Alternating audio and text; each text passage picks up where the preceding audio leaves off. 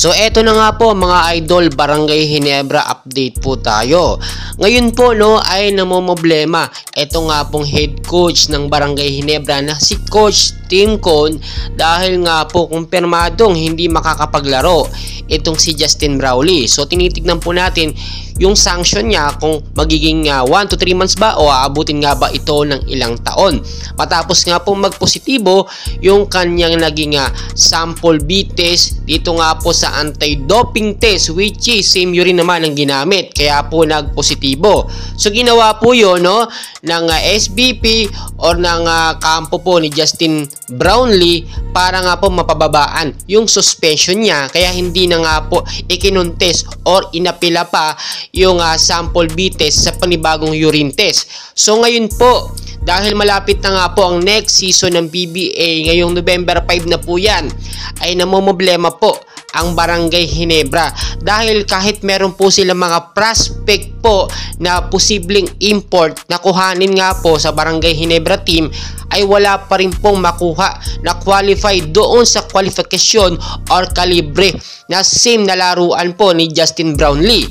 So kung titignan po ninyo, isa sa top 4 team sa PBA ang Barangay Ginebra. So kapag wala po itong import na si Justin Brownlee, ay posible pong baka bumaba din ang level o yung galing po ng mga player po or yung team ng Barangay Ginebra dahil wala si Justin Brownlee. So ang tinitignan natin ngayon yung plan B po na posibleng gawin nga po ni Coach Tim Con, na alam naman natin very tried and tested na yung mga ganitong sitwasyon kay Coach Tim Con, which is noong sa Gilas pa lang na lumalaban sila sa Asian Games, ang dami nang napatunayan ni Coach Tim Con. So kayang-kaya niya pong i-handle ngayon. So ngayon po sinasala talaga ni Coach Tim Con yung mga prospect import na posibleng kasing level po or kalibre ni Justin Brownlee, Noifi natin na talagang pasok doon sa kwalifikasyon ng Barangay Ginebra.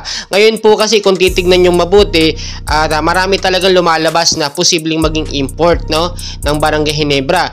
Nandyan si Andrew Nicholson, meron pang ibang mga player na lumalabas which is hindi pa naman talaga sigurado, prospect pa lang din naman. So itong si Robert Bolick, sinasabi din ng ilan na posibleng nga din daw na mapunta sa Barangay Ginebra, dahil nga po kinancel niya yung kontrata niya si B-League. Barangay Ginebra daw or TNT, pwede po sa dyan sa dalawang team na yan. Ang mangyayari po dito, kung sakaling mapunta sa Barangay Ginebra itong si Robert Bolick, ay dagdag lakas po ito sa koponan po ng Barangay Ginebra.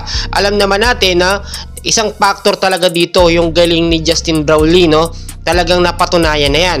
So dahil sa sanction, hindi siya makakapaglaro, posibleng kumuha muna pansamantala ng import. Pero yung kasing kalibre po nito nga, at ayon na nga rin po kay Coach Tim Con, nakakalungkot mang isipin na walang Justin Brownlee sa Barangay Ginebra, ituloy pa rin ang laban.